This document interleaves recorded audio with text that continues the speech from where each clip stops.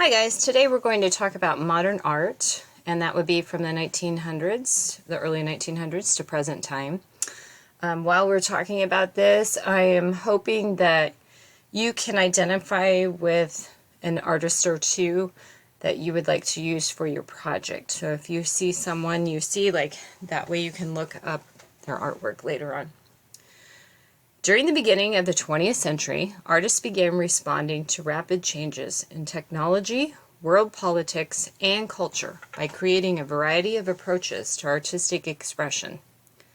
Travel and new ways of communication help artists to compare ideas, and this has been the trend since that time.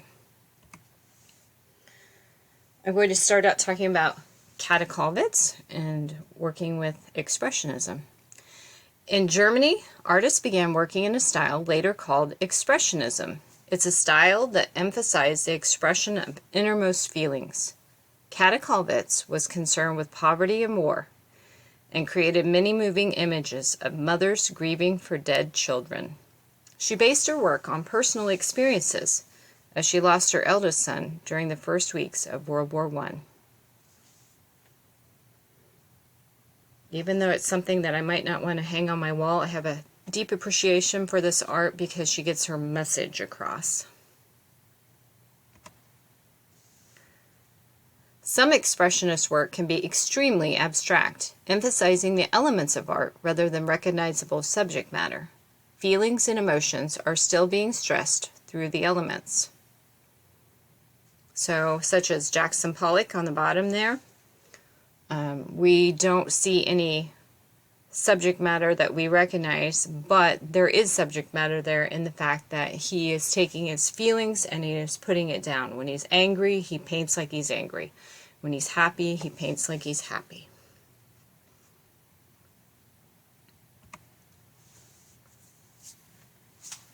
Cubism, and this is both pictures are done by Pablo Picasso.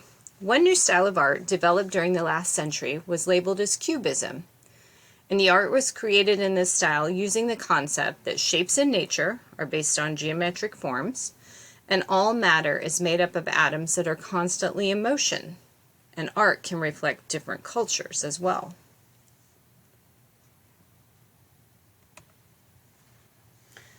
Another artistic style that came about in the 20th century was Surrealism.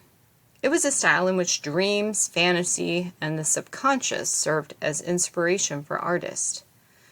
That can make for some unusual, possibly scary, and probably freaky art for most of us. So think of it as being like, if you can make artwork based on whatever you had dreams about at night, or even when you daydream and you put those things together, or just things that pop in your head. It's like whatever just pops in your head if you put it down. That's what it would be about. A group of artists decided to focus strictly on American themes. Each one had a slightly different style, but focused on the vast expanse, the beauty, productivity, and the abundance of the United States. So these people were looking at where they lived in their area, being, how can I show this in a positive light? How can I be very objective about it? And Jacob Lawrence and Grant Wood are two such regionalist artists. And Grant Wood actually is close by. I mean, he was from Iowa. So the farmlands of Iowa are pictured there at the top. During the 1960s, artists turned to mass media, and especially advertising, for their subject matter. Pop art portrayed images of popular culture. Pop artists made people take a new look at everyday objects. So Claes Oldenburg is mainly deals with sculpture. Roy Lichtenstein does a lot with what I would call like comic strip art. Andy Warhol bases his ideas off of more, what do you see all the time? What are you constantly being bombarded with? And at that time, that's something that was advertised. Abstract art pulls references from reality and changes those references in some way. It may be that shapes have been simplified or maybe colors are altered, or lines are exaggerated. Whatever the case, the subject matter is not realistic anymore. Peter Max just happens to be one of my favorites from this time period. He did a lot of things during 60s and 70s, and since I'm a child, especially of the 70s, I remember things looking like that.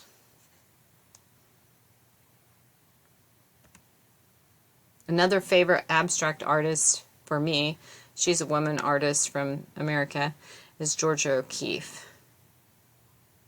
I love the rendition of her flower on the right there. Paul Klee, Juan Miro, Piet Mondrian. And Piet Mondrian works more with minimalism, meaning it's still abstract, but he makes it as minimal as possible with whatever he's working with, lines, shapes, color. Collage. The above pictures have been created as collage. A collage is created by pasting cut or torn materials such as paper, photographs, to another surface. So anything that you want to find to glue down or fasten down. He was also a painter too, as you can see. So some of you may want to think about using collage. Alexander Calder, a sculptor, experimented with new materials of modern industry. He created a new form of sculpture by arranging wire and sheet metal into balanced arrangements that stayed in motion. Calder called these moving sculptures mobiles. I think the one place that we see mobiles today, usually you'll see them hanging over like a baby's crib. So it may be that they move by mechanical means, or in this case it would be through air currents. Now, we've been talking about abstract, but let's cover what non-objective means as well. Non-objective art refers to artwork that has no recognizable subject matter. So in Andy Goldsworth's case, he does a lot of things in the environment, like in nature. And at the top one, where it looks like water is pouring out of the ground, that would be very abstract. That's an abstract way of showing water coming out. But the bottom one, where all it is just an arrangement that you see of little sticks suspended together, like woven together, there's nothing, no representation there. It's just put together for design purposes. And then of course, like, obviously his artwork isn't going to stay there. It's going to fall apart, or the weather will take it away. So his photograph of it is his record of his artwork.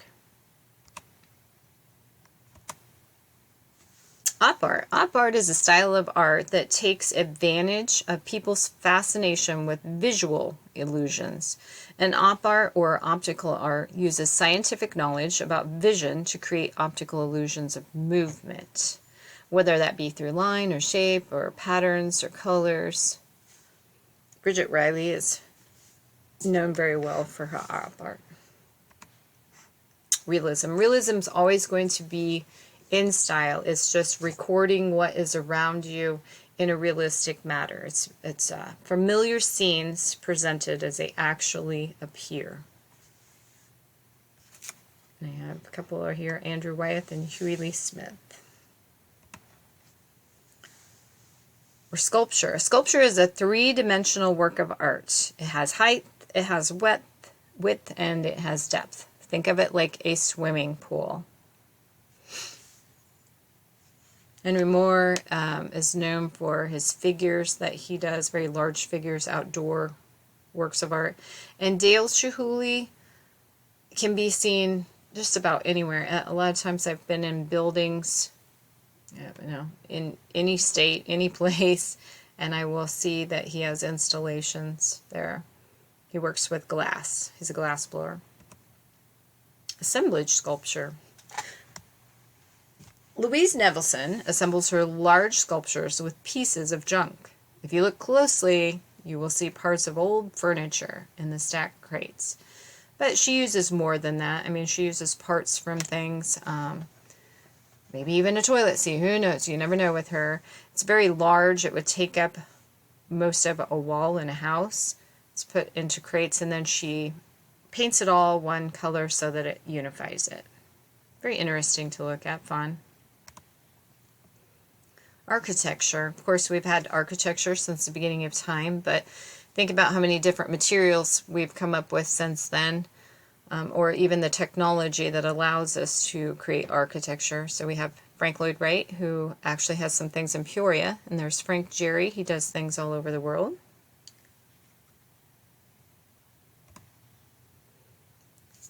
And photography, and this is more of a recent development. Since the 1800s, people have been using photography as a way to communicate. It may be as simple as showing beauty in nature or the complexity of life and the struggles that come with it.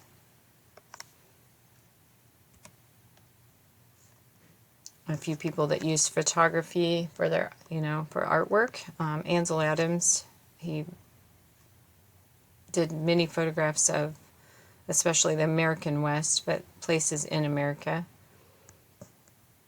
And David Hockney. David Hockney likes to put his photographs together in different ways. As you can see, there's many of them put together to create one, and sometimes it may be for a social statement, it may be just a picture for beauty.